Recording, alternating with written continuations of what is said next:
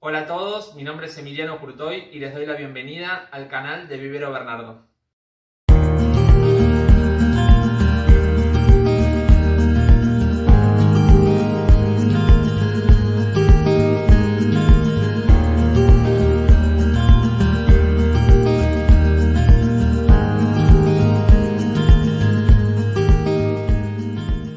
La idea del canal es transmitirles mis conocimientos profesionales a cultivadores amateur. Hoy vamos a hablar sobre orquídeas y su trasplante. ¿Qué tenemos que tener en cuenta para trasplantar una orquídea? Primero, el envase en el que está, o la maceta, ¿sí? Que sea del tamaño acorde a la planta. Si la orquídea que tenemos lo está rebasando, como en este caso que ya está por fuera de la maceta, podemos considerar cambiarla. Otra opción podría ser que el envase esté roto, ¿sí? Que esté demasiado dañado. Y lo más importante a la hora de cambiar una orquídea de maceta o de contenedor es el estado del sustrato. Si tenemos un sustrato que está demasiado deteriorado, eso va a dañar las raíces y nos va a repercutir en el crecimiento de la orquídea. Muy importante, los sustratos están hechos a base de materiales, distintos materiales, ¿sí? Que no son totalmente inertes, tienen mucha materia orgánica y por esto, con la humedad y el calor que se requiere para cultivar la mayoría de las orquídeas, se deterioran muy rápido. Entonces, lo que vamos a tener que hacer es calcular más o menos entre 1 año y medio o 2 para cambiar el sustrato. Si no hacemos eso, ¿qué pasa? Primero se va a degradar, ¿sí? Por la materia orgánica presente que dije que tenía. Y lo segundo es que se va a saturar de sales que pueden estar presentes en el agua o en los fertilizantes. El agua de riego se va a evaporar y nos va a dejar esas sales depositadas riego tras riego hasta que el sustrato esté totalmente saturado y nos empiece a quemar las raíces.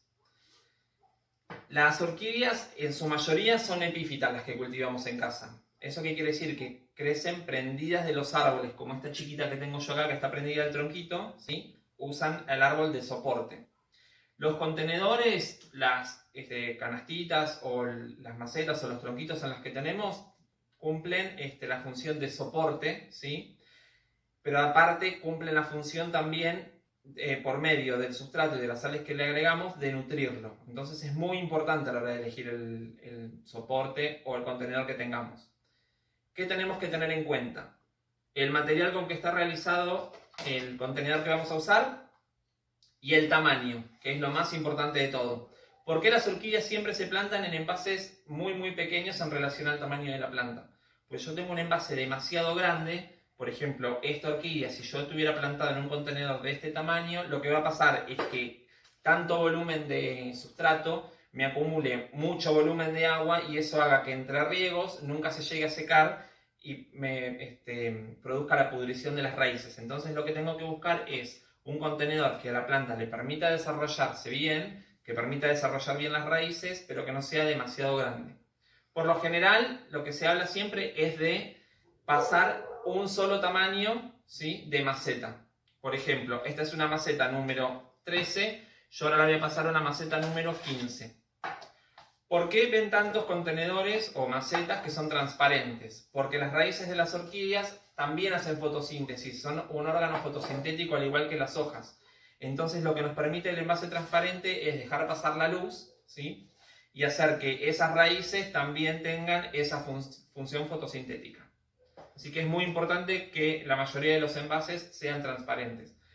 Como verán, no es totalmente vital. Acá tenemos una maceta que es opaca. Y la planta está muy bien desarrollada, de hecho tiene muchísimas raíces, pero tener un envase transparente también suma. Esa es la primera consideración. Después tenemos el material. En lugares en los que son más secos, ¿sí? Se pueden usar materiales plásticos que hacen que el agua no se evapore tan rápido, porque no se evapora por transpiración, como si se evapora, por ejemplo, en los envases que son más perforados o que son de barro, ¿sí? Que están hechos de barro cocido. ¿Por qué? Porque el barro es un material muy poroso y hace que el agua también se escape por evaporación. Otra consideración con respecto al barro es que las raíces se adhieren demasiado, justamente por esa porosidad de la que estábamos hablando, y entre trasplante y trasplante, sacar las plantas de esos contenedores es muy complicado, ¿sí? Porque vamos a romper muchas raíces, que es algo que no queremos. Y en envases como estos que son de madera, tenemos que tener en cuenta que no duran tanto, en el tiempo. Una vez que trasplantamos las orquídeas a estos envases es imposible volverlos a sacar. En todo caso, lo que se puede hacer es plantar directamente la maceta que ya esté deteriorada en otra más grande y cubrirla con sustrato. Nunca tratar de sacar las orquídeas de acá. Y también vamos a tener en cuenta que con este tipo de envases lo que va a pasar es que el agua va a durar muy poquito. Así que lo vamos a hacer si regamos muy seguido o si tenemos un lugar con alta humedad ambiente. ¿Qué vamos a utilizar para trasplantar las orquídeas? Que dijimos que son epífitas. Si no queremos trasplantarlas en un soporte como este tronquito, lo que vamos a usar es un sustrato artificial creado por nosotros para imitar lo mejor posible a la naturaleza. Como este que tengo acá. Esto es una mezcla. ¿Con qué está preparada esta mezcla? Y es la mezcla que nosotros recomendamos para la mayoría de las orquídeas epífitas. Está hecha con corteza de pino, musgo sphagnum y perlita.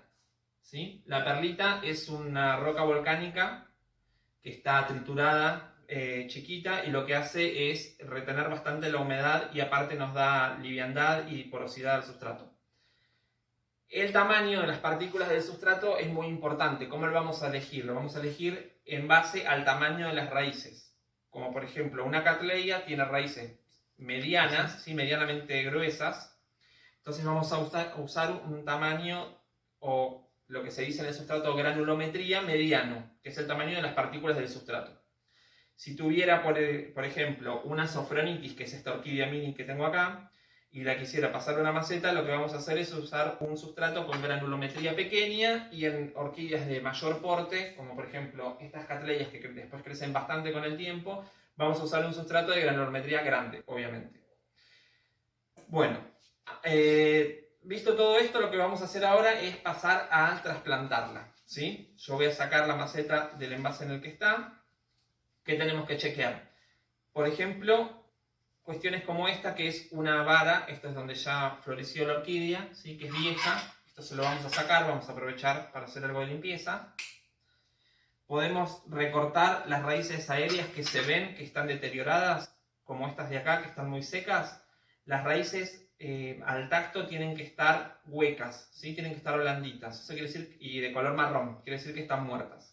Las raíces de las orquídeas están cubiertas por un velamen que cuando está seco se ve de color plateado, pero cuando se moja se ven de color verde. Entonces, si tenemos raíces de color plateado y gorditas o rellenas al tacto, las vamos a dejar, y las que están de color marrón y más blanditas las vamos a sacar, ¿sí? Siempre tratando de cortar en donde veamos nosotros que hay tejido muerto. Nunca cortar de más. ¿Para qué? Para no lastimarlas, porque esas heridas después nos van a generar entradas de distintos agentes patógenos, como pueden ser hongos o bacterias. Bueno, empecemos. Vamos a retirar. Esta, por ejemplo, tiene un tutor para mantener erguido el pseudobulbo, ¿sí? Con mucho cuidado y siempre procurando que esté húmedo el sustrato, vamos a retirarla, ¿sí? Haciendo fuerza nada más, sin tratar de tirar demasiado de cada raíz para no partirlas. Así no rompemos ninguna raíz al retirarla. Fíjense que estaba completamente sobrepasada la maceta. Lo que tenemos que hacer ahora es retirar el sustrato viejo, porque ¿qué dijimos? Que retenía demasiado las sales, ¿sí?